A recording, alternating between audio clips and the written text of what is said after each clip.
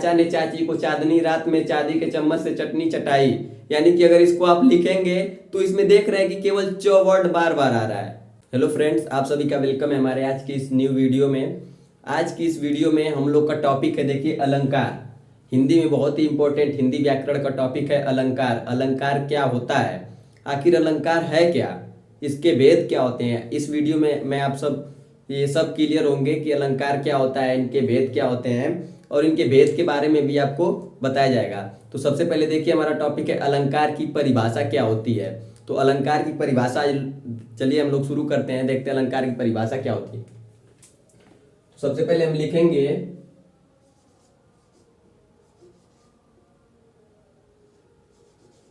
अलंकार की परिभाषा। अलंकार की परिभाषा क्या होती है, ठीक है। अलंकार की परिभाषा हम लोग चलिए लिखते हैं। देखिएगा, मैं लिख रहा हूं, काव्य या साहित्य की शोभा बढ़ाने वाले शब्दों को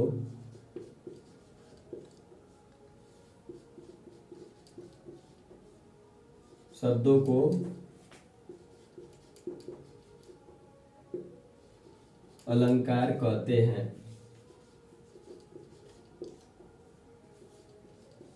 तो दोस्तों, इस तरह से आप बहुत ही सरल भाषा में लिख सकते हैं कि काव्य या साहित्य की शोभा बढ़ाने वाले शब्दों को अलंकार कहते हैं। तो रही बात, देखिए, अब अलंकार तो आप जान गए, अलंकार की परिभाषा आसानी से लिख सकते हैं।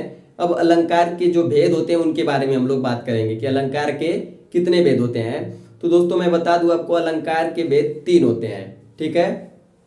अलंकार के कितने भेद होते हैं? 3 भेद होते हैं। जो फर्स्ट होता है उसको बोलते हैं हम लोग शब्दालंकार। शब्दालंकार। जो सेकंड होता है उसे बोलते हैं हम लोग अर्थालंकार। अर्थालंकार, ठीक है। और तीसरा जो होता है उसको हम लोग बोलते हैं उभयालंकार, ठीक है। तो अलंकार के 3 भेद होते हैं और तीनों भेद के बारे में मैं आपको बताऊंगा, ठीक है। तो सबसे पहले हमारा देखिए कौन सा है, शब्दालंकार। आखिर शब्दालंकार होता क्या है? तो शब्दालंकार देखिए क्या होता है, काव्य या साहित्य में जहां पर शब्दों के द्वारा कोई चमत्कार उत्पन्न होता है, वहां पे क्या होता है, शब्दालंकार होता है, ठीक है। तो शब्दालंकार आप जान गए। दूसरा क्या है, अर्थालंकार। तो अर्थालंकार क्या है कि काव्य या साहित्य में जहां पर अर्थों के द्वारा कोई चमत्कार उत्पन्न होता है, तो वहां पे कौन सा अलंकार होता है, अर्थालंकार। और उभयालंकार का मतलब क्या है, जहां पर दोनों ही शब्द या अर्थ किसी भी माध्यम से आपका कोई चमत्कार उत्पन्न होता है, तो वहां पे क्या होगा, उभयालंकार, ठीक है।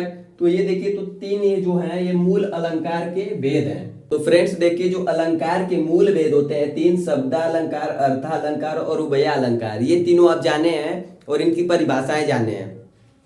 तो जो इसमें शब्दालंकार है ना, इनके भी 3 भेद होते हैं। तो हमारा हेडिंग क्या बनेगा यहाँ पे, देखिए, शब्दालंकार। शब्दालंकार, ठीक है। ये जो शब्दालंकार होता है ना, ये भी 3 टाइप का होता है। तो देखिए, इसका जो 3 टाइप होता है मैं उसको लिख रहा हूं। इसका जो फर्स्ट होता है उसको बोलते हैं, आप सुने ही होंगे, अनुप्रास अलंकार। अनुप्रास अलंकार, ठीक है, अनुप्रास अलंकार। और दूसरा क्या होता है, श्लेष अलंकार। और इसका जो तीसरा होता है उसको बोलते हैं हम लोग यमक अलंकार। देखिए, ये बहुत ही बेसिकली आप लोग को जानते होंगे, ये क्लास 6 से शुरू हो जाता है अलंकार के बारे में। तो यहाँ पे शब्दालंकार के 3 भेद होते हैं। कौन कौन से, अनुप्रास अलंकार, श्लेष अलंकार और यमक अलंकार। तो अब चलिए इनकी बात हम करते हैं, इनकी परिभाषा की, आखिर इनका परिभाषा क्या होता है। तो इनका परिभाषा देखिए हम बताएं आपको। तो जो ये अनुप्रास अलंकार है, इसकी परिभाषा आप एक लाइन में बस याद कर सकते हैं कि एक ही वर्ण की आवृत्ति कई बार हुई होती है। यानी कि एक वर्ड एक से अधिक बार आएगा, एक से अधिक बार आएगा।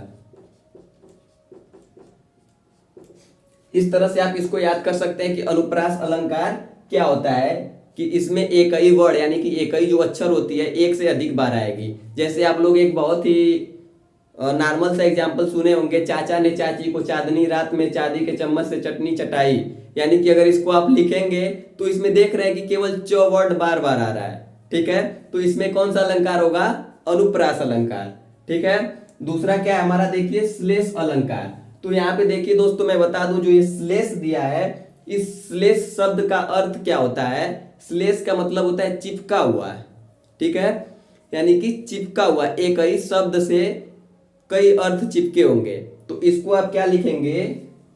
इसको शॉर्ट भाषा में याद करने का तरीका देखिए क्या होता है। एक शब्द, एक शब्द, यहाँ देखिए वर्ड है और यहाँ पे शब्द है, अंतर समझिएगा। एक शब्द एक बार आएगा, एक बार रहेगा। ठीक है, एक शब्द एक बार रहेगा, लेकिन अर्थ क्या होंगे उनके? अर्थ एक से अधिक होंगे, अर्थ एक से अधिक होंगे। तो इस तरह से इसको आप याद कर सकते हैं, श्लेष अलंकार। इसका उदाहरण देखिए क्या होता है।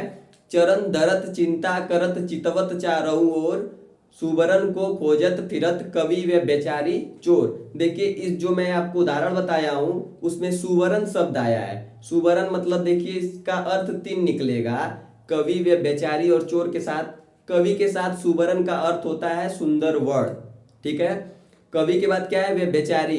वे बेचारी मतलब वे बेचारी लोग की बात कर रहे हैं, तो इनके साथ सुवर्ण का अर्थ होगा सुंदर बदन वाली स्त्री। और चोर क्या है? चोर के साथ सुवर्ण का अर्थ होगा सोना। तो इस तरह से देखिए आप श्लेष अलंकार को भी याद कर सकते हैं। तीसरे भेद की बात करें, यमक अलंकार। यमक अलंकार को आप कैसे याद कर सकते हैं? तो इसमें देखिए यमक अलंकार क्या होता है।